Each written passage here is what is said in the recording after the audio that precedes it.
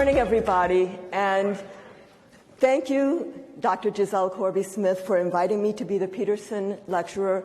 Thank you, SGIM, for just being in existence. This whole plenary this morning has just highlighted again for me that this is a group of physicians who are unafraid to be out front about issues of social justice and who recognize that interventions in the clinical realm and outside of the clinical realm are all legitimate medical interventions. So I've just been so impressed with the talks and the honorees. And what I want to do with my few minutes this morning is to share with you some of my allegories, some definitions, some frameworks to equip us and to inspire us to actually become anti-racist, actively anti-racist. So I'm going to elaborate. First of all, Dr. Corby-Smith talked about the national campaign against racism that I launched 3 years ago as president of the American Public Health Association. That campaign identified 3 tasks that we all need to be if we're going to be actively anti-racist. The first is to name racism, to say the word, to go beyond just race or cultural competence or any of those other important things that we can talk about, implicit bias, and say racism, but then to go beyond that, to identify the mechanisms by which racism operates, asking how is racism operating here, and then finally to organize and strategize to act. So with that as kind of where I'm trying to get us, I'm going to start with one of my stories. I have 30 minutes, I'm told, to elaborate some lessons, and I have 5 lessons. By the end of our 30 minutes, I have 5 lessons that I will distill for you. The first story is going to be the basis of the first lesson. This story was actually based on my real life experience as a medical student at Stanford.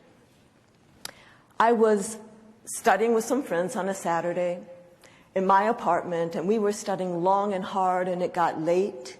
And we got hungry, and I had no food in the apartment, which was typical. My friends understood. But anyway, so we decided to go into town and try to find a restaurant. So we go into town, and we find a restaurant, and we walk in, and we sit down, and the menus were presented, and we order our food, and the food was served. And here we are, eating. Not a remarkable story yet. Most of us have had this kind of experience. But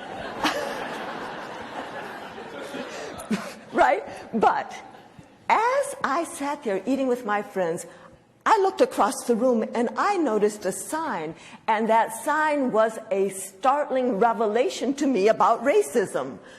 So now I've intrigued you, and you're like, Dr. Jones, what did the sign say? Well, the sign said, open. So I know I've lost many of you. But let me recap. Here we are, sitting in a restaurant eating. I look across the room, I see a sign that says open. If I hadn't thought anything more about it, I would have assumed that other hungry people could walk in, sit down, order their food, and eat. But because I knew something about the two-sided nature of those signs, I recognized that now, indeed, because of the hour, the restaurant was closed, and that other hungry people just a few feet away from me, but on the other side of the sign, would not be able to come and sit down, order their food, and eat. And that's when I recognized that racism structures open, closed signs in our society, that racism structures a dual reality. And for those who are sitting inside the restaurant at the table of opportunity eating, and they look up and they see a sign that says open, they don't even recognize that there's a two-sided sign going on, because it is difficult for any of us to recognize a system of inequity that privileges us. It is difficult for men to recognize male privilege and sexism.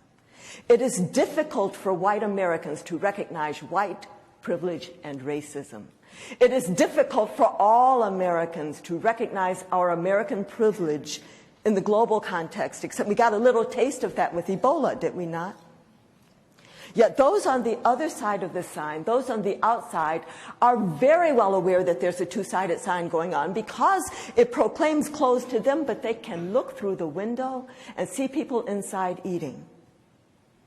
So back inside the restaurant, to those who ask, is there really a two-sided sign? Does racism really exist? I say, I know it's hard for you to know when you only see open. In fact, that's part of your privilege, not to have to know. But once you do know, you can choose to act. So it's not a scary thing to name racism. It's actually an empowering thing to name racism. It doesn't compel you to act, but it does equip you to act, so that if you care about those on the other side of the sign, which is an if, but if you do, you could even talk to the restaurant owner who is, after all, inside with you. And you could say, restaurant owner, there are hungry people outside. Why don't you open the restaurant again? Let them come in. You'll make more money, and oh, the conversations we could have. Or maybe what you'll do is pass food through the door, or maybe you'll be trying to break the glass or tear down the sign. But at least what you won't be doing is sitting back saying, wonder why those people don't just come on in and sit down and eat. Because you'll understand something about the two-sided nature of that sign. So when I have 5 minutes to give people a sense of how racism operates, this is the story that I tell. And actually, racism is creating not just two-sided, but multi-sided signs in our society. And if we had 3 more hours, we could have 3 hours of conversation just on this image alone.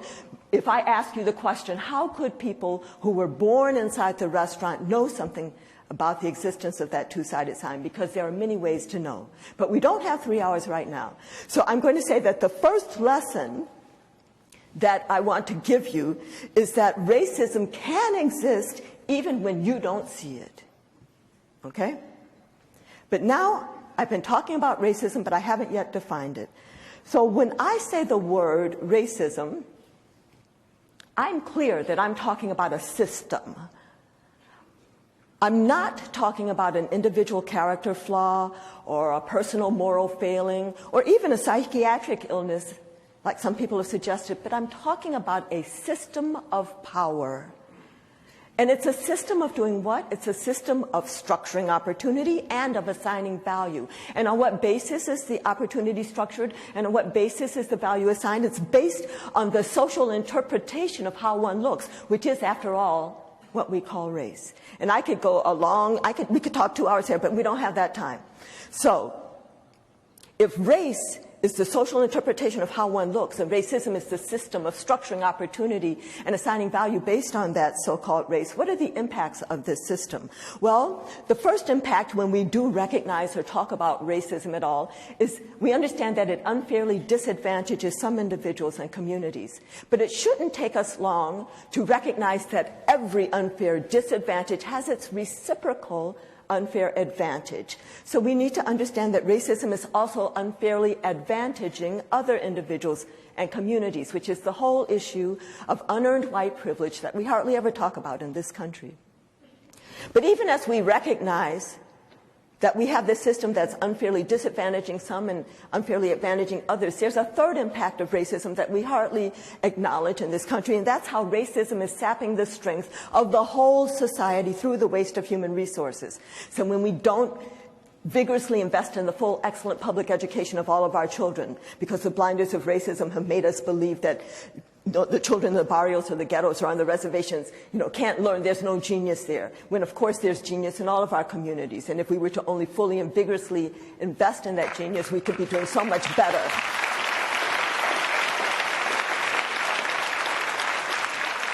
Better as a nation and even as a world.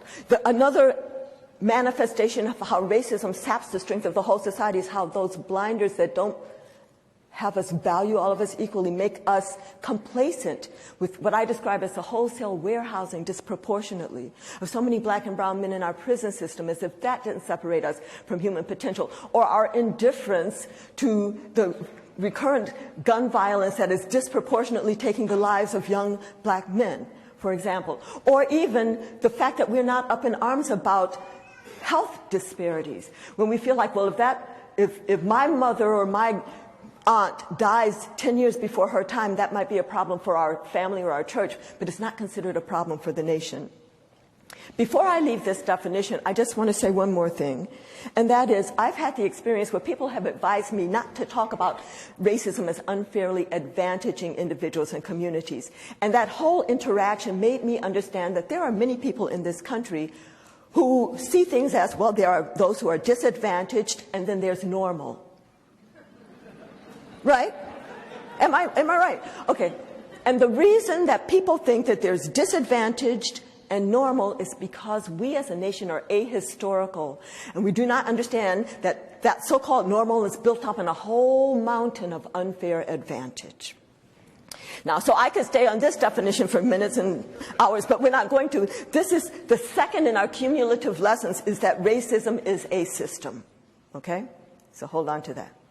So now I'm going to shift to describing how that system can turn into differences in health outcomes between populations, differences in asthma prevalence, or differences in numbers of mothers dying in pregnancy-related deaths, or differences in numbers of children dying before their first birthday, or differences in obesity, all the like. And so to describe these different ways that racism can turn into health outcomes, I find it useful to think about 3 levels of racism, which I describe as institutionalized, personally mediated, and internalized. And I know that many of you may be familiar with this work, but for those of you who are not familiar with this and are not familiar with my Gardner's tale, I'm going to do a very quick rendition of my Gardner's tale. Can people who have not heard the Gardner's tale clap right now? Oh, okay. Okay, got it. Okay, so it's going to be a little slower. It's going to be a little slower. Okay, so first let me define each of these levels of racism, and then I'm going to illustrate them with another story based on my own real-life experience. So institutionalized racism is the system, if you will. It's the constellation of structures, policies, practices, norms, and values, which taken together result in differential access to the goods, services, and opportunities of society by race. This is the kind of racism that does not require an identifiable perpetrator because it's been institutionalized in our customs and laws and background norms. It manifests in terms of inherited disadvantage or its reciprocal inherited advantage. We see it in terms of material conditions as well as in terms of access to power. So examples include differential access to quality housing by race, or equal educational opportunities, or equal employment opportunities, or even the same level of income at the same level of employment. And clearly those things impact health. Differential access to medical facilities or a clean environment. In terms of power, differential access to power as information, so it could be health information, or even information about our own histories. Power as resources, capital resources as well as social networking resources. Power as voice in media, government, and the like. And often when I put these slides up, somebody might wave their hand wildly and say, "Excuse me, Dr. Jones, look at that top set of examples you have.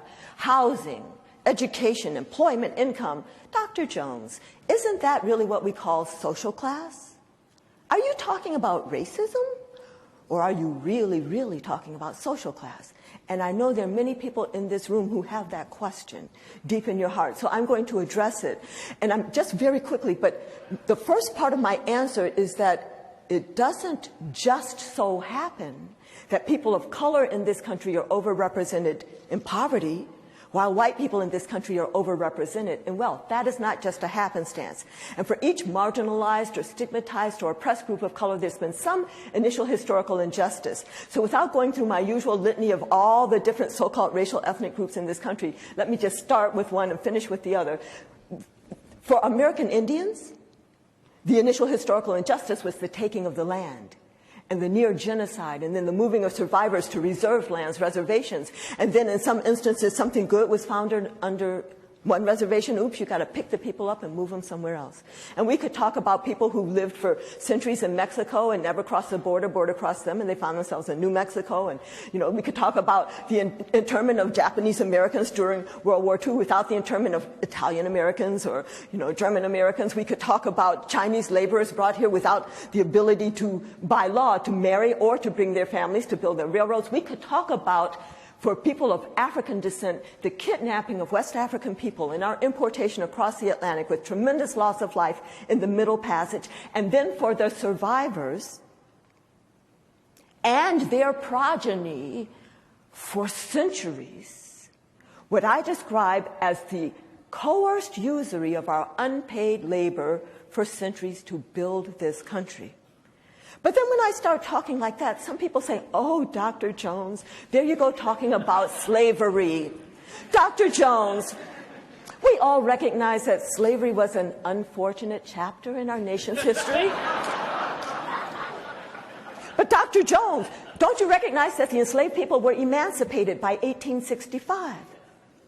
And we're in 2019, so that makes that 154 years ago. So all else being equal, Dr. Jones, don't you think the impacts of slavery would have washed out by now? But the key phrase is in the question, all else being equal. All else has not been equal since 1865. All else still is not equal today. And there are contemporary, thank you.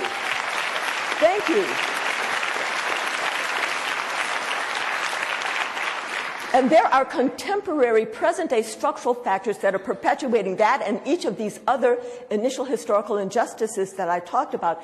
And these contemporary structural factors are part and parcel of institutionalized racism.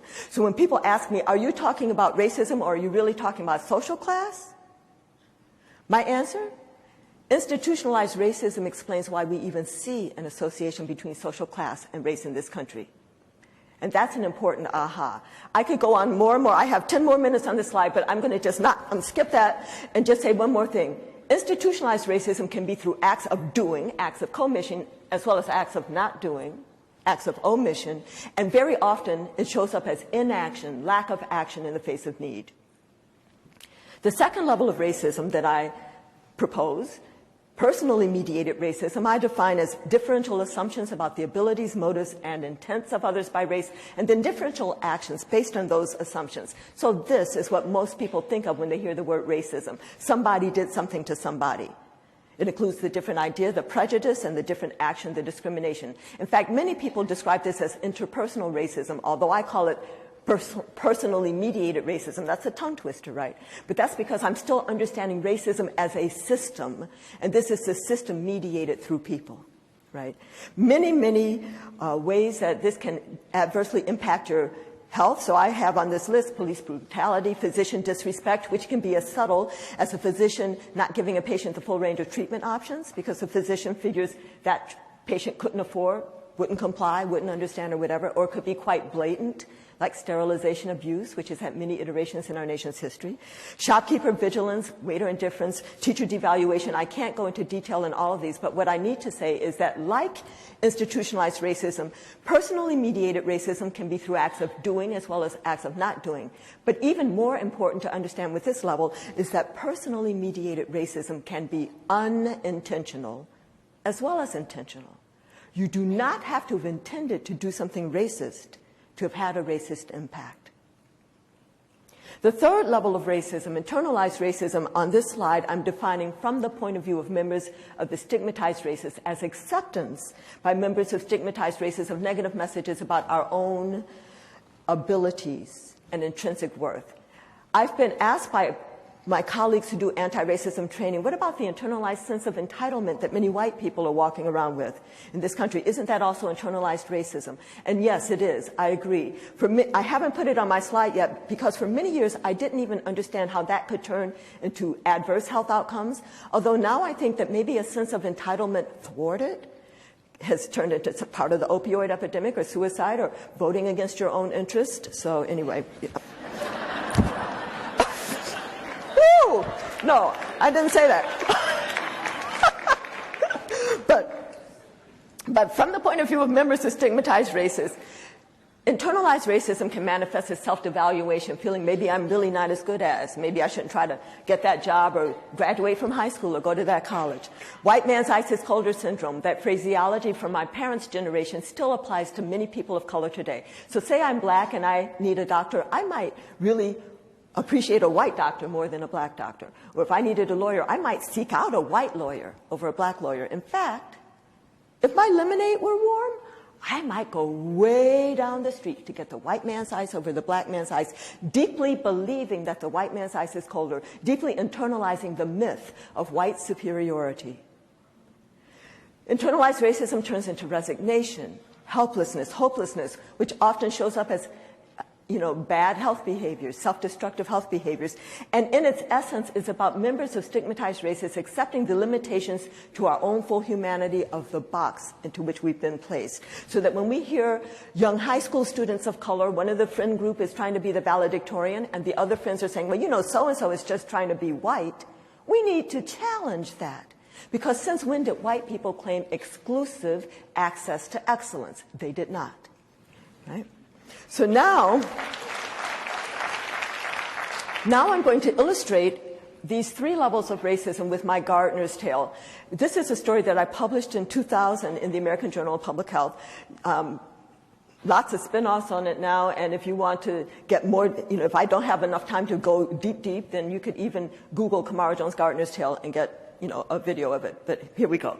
This, like most of my allegories, teaching stories on race and racism, was sparked by something in my own real-life experience. So let me quickly tell you the real thing that I saw with my real own eyes, and then I'm going to make that a story about racism. My husband and I had been married about a year, and then we were moving down to Baltimore so I could finish my PhD at Hopkins, and we bought our first freestanding house. A cute little house with a big wraparound porch with flower boxes dotted all on the porch. And we bought this house in October, so that wasn't really the time to plant in Baltimore. But when spring came, my husband, who loves to garden, ran out with our marigold seeds, going to decorate our cute little porch, right? But then he came right back in. And he said, Camara, some of these pots have dirt in them, but some of these flower boxes are empty. I need to go down to the gardening store. So he went to the gardening store, and he hauled back big old bags of potting soil, right? And we filled up the empty boxes. And then we put equal numbers of marigold seeds in all of the boxes, and we watered them all equally. And then, because I am not the gardener in the family, by this time I'm exhausted, right? So I sit back. I'm just going to be delighted. Well, about 3 weeks later, I'm walking out of my front door and finally paying attention to these flower boxes. And what I saw made me literally stop in my tracks. Because what I saw made me think we had planted completely different species in some boxes versus the others. Because some boxes were full of plants, and the plants were tall and vigorous, and some boxes just had a few plants in them, and they were scrawny and scraggly looking. And then I realized what had happened. That potting soil, which my husband had bought, turned out to be rich, fertile soil, so that every single seed planted in the rich, fertile soil sprouted. The strong seed grew very tall and vigorous, but even the weak seed made it halfway up. But that old soil that we found there in those boxes turned out to be poor rocky soil. So the weak seed planted in the poor rocky soil just died. And even the strong seed in the poor rocky soil had to struggle to make it to a middling height. And I can imagine that some of you guys in the audience are nodding. I can't see very many of you, but I can imagine that some of you are gardeners, so maybe you have composted half of your garden, and maybe you've seen this image with your own real eyes. And the image, of course, is about the importance of the soil, the importance of the environment. But now I want to take this image and make it a story about racism by introducing a gardener. So we're going to have a gardener who has 2 flower boxes, one which she knows to have rich, fertile soil, and one which she knows to have poor, rocky soil. And she has seed for the same kind of flowers, except some of the seed is going to produce pink blossoms, and some of the seed is going to produce red blossoms. And this gardener prefers red over pink. So what does she do? She takes the red seed and puts it in the rich, fertile soil, pink seed in the poor, rocky soil. 3 weeks later in her flower boxes, she sees what I saw in mine. In that rich, fertile soil, all the red seed is sprouted. Strong red seed, tall and vigorous. Weak red seed makes it halfway up. In the poor, rocky soil, the weak pink seed dies. Here comes the strong pink seed, struggling to make it to a middling height. And then in those 2 flower boxes, those flowers go to seed. And the next year, the same thing happens. And then those flowers go to seed. And year after year after year after year, the same thing happens. Till finally, about 10 years later, the gardener's looking at her flower boxes, and she says, I was right to prefer red over pink. So we're going to interrupt this story there to say this first part of the story is how institutionalized racism works, where you had the initial historical injustice of the separation of the seed into the 2 types of soil, you had the contemporary structural factors of the flower boxes keeping the soil separate, and then through inaction in the face of need, perpetuation of the inequity. But now let's pick the story back up and say, well, where is personally mediated racism in the garden? Well, the gardener's looking over the red flowers and saying, ooh, those red flowers sure are beautiful. And then she looks at the pink flowers and says, ooh, those pink flowers sure are scrawny and scraggly. So she plucks off the pink blossoms before they can even go to seed. Or maybe she notices that a pink seed has blown into the rich, fertile soil, so she plucks it out before it can establish itself, which is some of the anti-affirmative action stuff that goes on. And where would internalized racism be in the garden? Well, the red flowers are just living their lives, enjoying being red, many of them not acknowledging or perhaps even understanding that they're benefiting from enriched soil. The pink flowers are looking over at red, thinking red is mighty fine and wishing with all of their hearts that they too could be red. And here come the bees, minding their own business, collecting nectar, but pollinating at the same time. So here comes a bee into one of the pink flowers, and then to another pink flower, and to this pink flower, and this flower's like, get away from me, bee. Don't bring me any of that pink pollen. I prefer the red, because the pink flower has internalized that red is better than pink. So now the question arises, what do we do to set things right in this garden? Well, we could start by addressing the internalized racism, so we can go over to the pink flowers and we could say, pink is beautiful, power to the pink. And that is an important intervention. I'm not trying to diminish that as an intervention, but that, if that's all we do, is not going to change the situation in which those pink flowers find themselves. So you say, okay, well, let's address the personally mediated racism. Let's have a conversation with the gardener. Or better yet, let's have a workplace multicultural workshop for the gardener. Which is all good, right? So we have our workshop. And in the workshop, we say, dear gardener, would you please stop plucking those pink flowers? And maybe she will, and maybe she won't. But even if she does, it's still not going to change the situation in which those pink flowers find themselves. If we really want to set things right in the garden, we need to address the institutionalized racism. Which means we have to either break down the boxes and mix up the soil, or if you want to keep separate boxes, that's all right too, although it makes it easier for the gardener to continue segregating resources going forward. But if you keep separate boxes, it means you need to enrich that poor rocky soil until it is as rich as the rich fertile soil. And when you do that, the pink flowers will flourish. They'll be looking beautiful, grand, and glorious. I don't always say this, but I'm going to say it now. Because that pink seed has been selected for survival and strength, they might even look a little bit better than the red.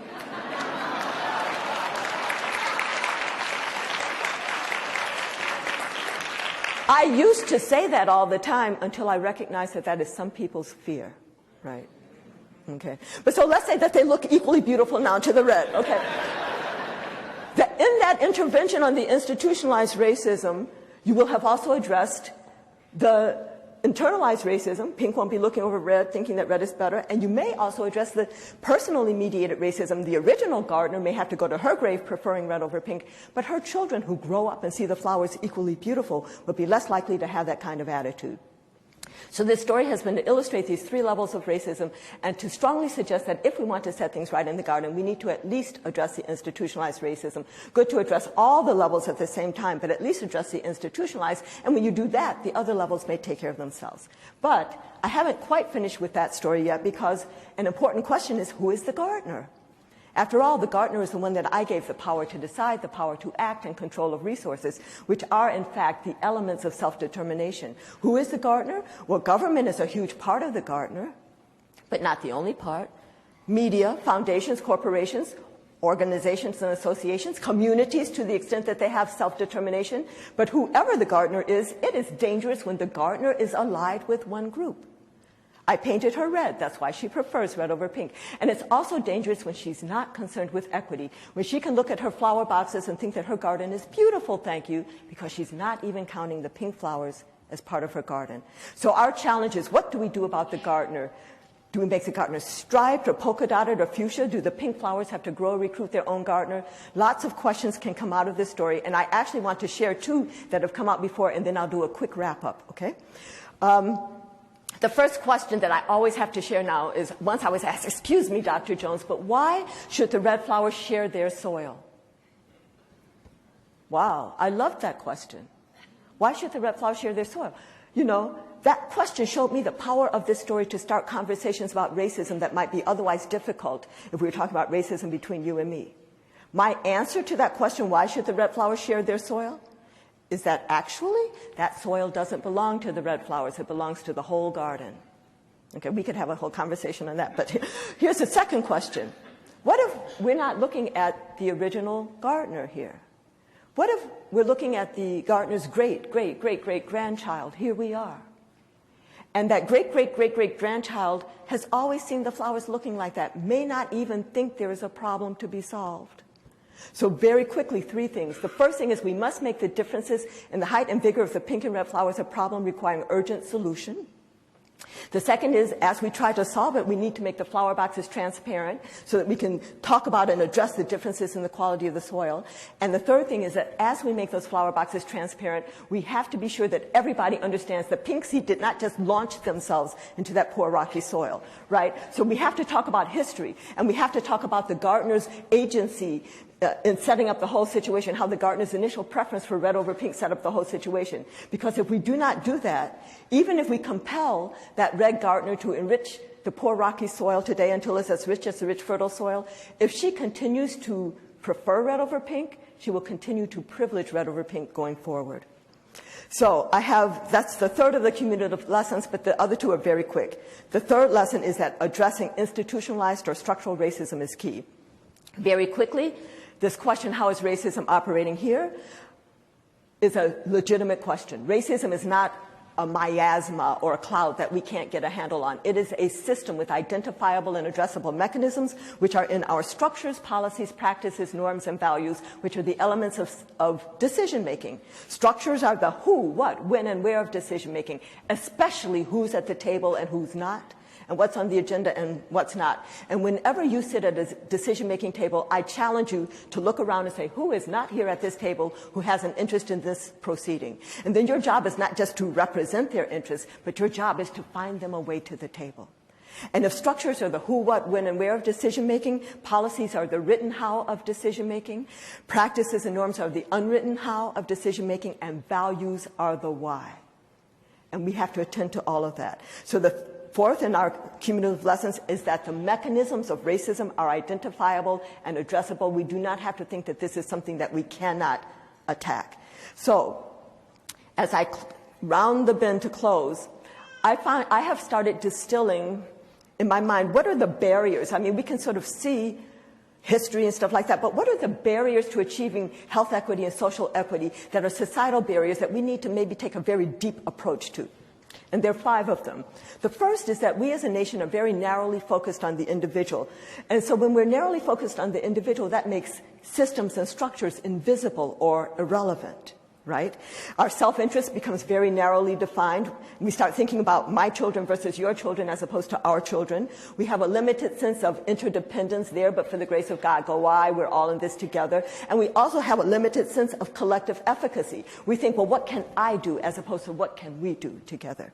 The second of these 5 barriers is that we as a nation are ahistorical. We act as if the present were disconnected from the past, and as if the current distribution of advantage and disadvantage were just a happenstance. And when we're ahistorical, we don't understand how things got put into place, so we think that if things were this way when I was born, they must have always been this way and must always going to stay this way, and we don't understand that we can change systems and structures.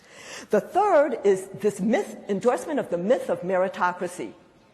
Endorsement of the story that goes something like this: if you work hard, you can make it.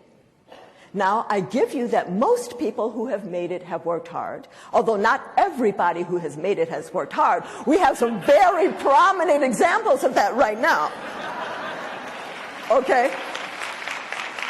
But most people who have made it have worked hard. But there are many, many, many other people working just as hard or harder who will never make it because of an uneven playing field, where racism and these other systems of structural inequity have established that uneven playing field. When we deny racism, which you can do many ways. You can deny racism by saying, I don't think racism exists. Or you can deny racism by never saying the word racism, because when you never say the word racism in the context of widespread denial, you are complicit with that denial. But when you deny racism, then you are endorsing the myth of meritocracy. The fourth of these barriers is the myth, the myth of a zero-sum game. The myth of if you win, I lose, which breeds competition over cooperation, which masks the cost of inequity. When I talked about racism as a system that unfairly disadvantages some, unfairly advantages others, but saps the strength of the whole society, we miss that. When we think it's a zero-sum game, we miss the cost of inequity, of racism and other systems of structured inequity, and it hinders efforts to grow the pie. Actually, if all of us did better, the pie would get larger, right? Finally, we are very short-sighted in our future orientation. We are self-centered and greedy. You know, we don't have a 7 generations hence kind of view of things like many American Indian nations. You know, when we think about the impacts of our actions, how will it impact generations, 7 generations hence? And we are very usurious with our relationship with the planet. We don't have time to stay there. I'm going to whip through some strategies that I'm going back to the initial story. 5 strategies here. We need to look for evidence of two-sided signs. Okay? So when you're sitting there and you're feeling comfortable, you need to ask, is there a two-sided sign going on? You need to shine the bright light of inquiry on, you know, are there differences going on by race or ethnicity or language or whatever? We need to burst through the bubbles of our existence to experience our common humanity in different, you know, many of us are in the bubbles of our work and all, and we don't even know what life is like on the other side of town. We need to create opportunities for our trainees and for ourselves to burst through our bubbles of experience to experience our common humanity. We need to believe in the stories of others, be interested, believe, and join in the stories of others. We need to see the absence of who is not at the table, what is not on the agenda. And finally, we need to reveal inaction in the face of need, because that is the main way that institutionalized racism manifests. So I'm going to tell you my 5th lesson before I illustrate it with this story. My 5th lesson is that our power is in collective action. Here's the story that backs it up. This story is not based on my real-life experience. Is based on an image from the book Why Are All the Black Kids Sitting Together in the Cafeteria? And Other Conversations About Race by Dr. Beverly Daniel Tatum, who talks about racism for most Americans and most white Americans as a passive process. People are just living their lives, you know, going to work, raising their kids, but they're living them on a conveyor belt that's moving inexorably through racism and toward racism. I'm going to build on her image, expand on that image to talk about how we can become actively anti-racist. So I'm going to put us on this conveyor belt where racism is most often passive, and we're going to work. And actually, the people on top of the conveyor belt are the advantaged ones. It's running over the bodies of other people. That's how the conveyor belt's working. But for those of us on top, we're just going to work, going to school, but we're inexorably moving through racism and toward racism. And there's even a big sign up there that's racism, racism, racism. But we're so involved in our lives, we don't even notice that sign. Or maybe we see the sign, we look up and we go, oh, racism, and then we close our eyes. So we're in denial and keep going. Or maybe we see the sign, racism, and then we turn around, but we don't do anything else. So maybe we're colorblind. So what do I suggest that we do in this room in SGIM? What should we be about? I'm putting us back over here. I ran out of conveyor belt there. Okay. So here we are in the conveyor belt, living our lives. We look up and we see racism. We need to turn around, but then we also need to take a step, right? And another step, and we have to become actively anti-racist, walking at least as fast as the conveyor belt is moving, just to stay in the same place. And what happens when you're walking backward on a crowded conveyor belt? You're going to start bumping into people, and it's going to be uncomfortable for them and for you, and they're going to be like, hey, buddy, watch out, where are you going? Which is your opportunity to do the first of the 3 tasks of being actively anti-racist, which is to name racism. Say, do you see where we're going? Do you want to go there, or will you turn around with me? Now, most people do not want to be disturbed out of their comfort, so they'll say, just leave me alone. But maybe 1 or 2 will turn with you. So now you're 2 or 3 of you walking backward on this crowded conveyor belt, and you keep bumping into people, and you keep naming racism, and more will turn, never 50%, but don't worry about that, okay? But now we're getting more and more, so now we're getting kind of, you know, a larger group where we can not just stay in the same space, but we can start making progress, not just away from the sign, but where we're going to the mechanism, to the motor that's making this conveyor belt run. So now we're at the motor. It's the time for the second stage of being actively anti-racist, which is to ask, how is racism operating here? Looking at structures, policies, practices, norms, and values. And I think it's this lever. So I pull up on the lever, and the whole system starts shaking. And I've done it. Except racism is a very fancy system, and it reconfigures itself, and it keeps on going. Which talks about the importance of the third stage of being actively anti-racist, which is to organize and strategize to act. So while I'm pulling on the lever, I need you to push a button. I need you to swing that pendulum. I need somebody back in the back to pull on a pulley. And actually, with all of us together, we can dismantle this system and put in its place a system in which all people can know and develop to our full potentials. That is our urgent task in these turbulent times. Thank you very, very much.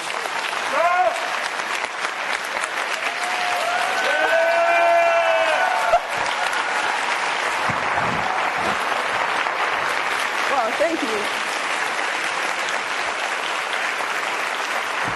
Thank you.